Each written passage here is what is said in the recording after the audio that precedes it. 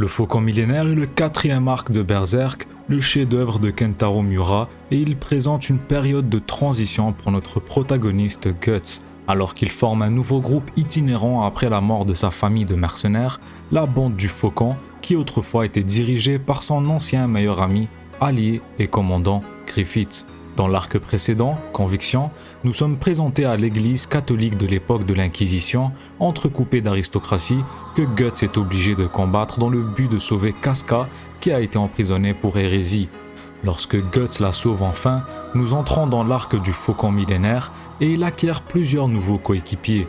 Un jeune garçon appelé Isidro qui suit Guts après avoir été témoin de son prodigieux talent.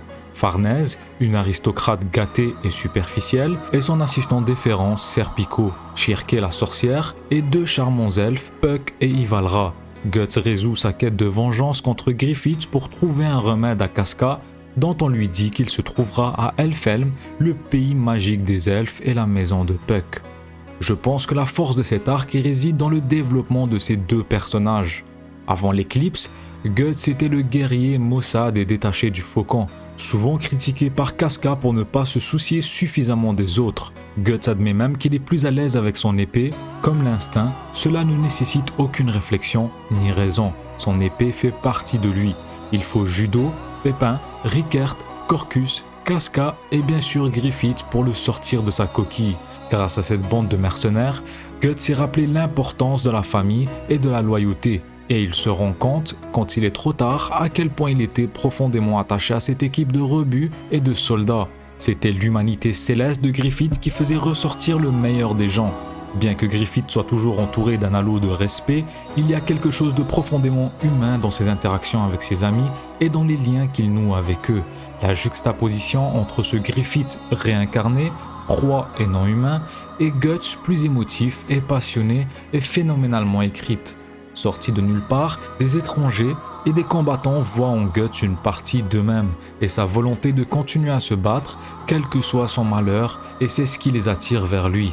Cette base innocente de découvrir une âme sœur et de voyager avec elle pour s'améliorer est le reflet des relations nouées dans le Faucon millénaire, et la prise de conscience de Guts à ce sujet est résumée dans cette belle séquence. L'amour et la rédemption jouent également un rôle majeur dans cet arc.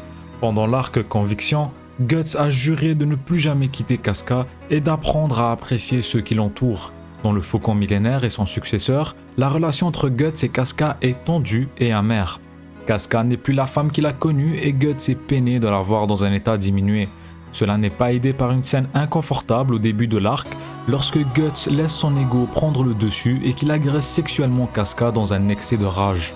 Il paie ce moment de faiblesse pour le reste de l'histoire qui s'étend sur plus de 200 chapitres, car Casca l'évite, tente de le fuir à plusieurs reprises et refuse de faire confiance à sa présence. Leur relation est difficile et décourageante.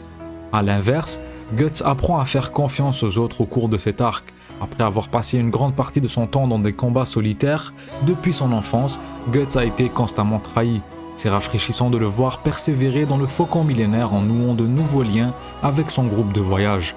Initialement né de son amour pour Casca et du désir de la protéger des éléments et de lui-même, il commence à trouver un sens aux personnes avec qui il voyage. Comme le montrent les chapitres où il sauve Farnèse, le moment calme sur la plage avec Shirke lorsqu'il l'encourage à exprimer ses émotions, et ses combats avec Isidro. Guts se soucie de ces gens. Cet arc réhumanise Guts, il n'est plus le même épéiste noir qu'avant. Il a changé et il a grandi. Je comprends pourquoi cet arc est le favori d'une grande partie des fans de Berserk, car c'est un arc qui sort Guts de l'obscurité et le met sur la voie de la rédemption et de l'empathie ascendante.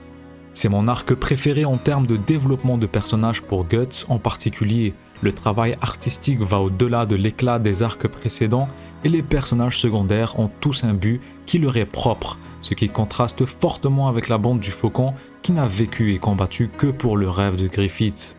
En fin de compte, le Faucon millénaire est un arc de transition majeur, emmenant le lecteur à travers un monde en évolution, mais il est également riche en développement de personnages. À la fin, nous sommes complètement immergés dans le nouveau monde de Berserk et la menace de l'empire grandissant de Griffith fournit une toile de fond inquiétante et puissante au voyage de Guts. Et n'oubliez pas, lorsque vous regardez dans l'obscurité vous regarde.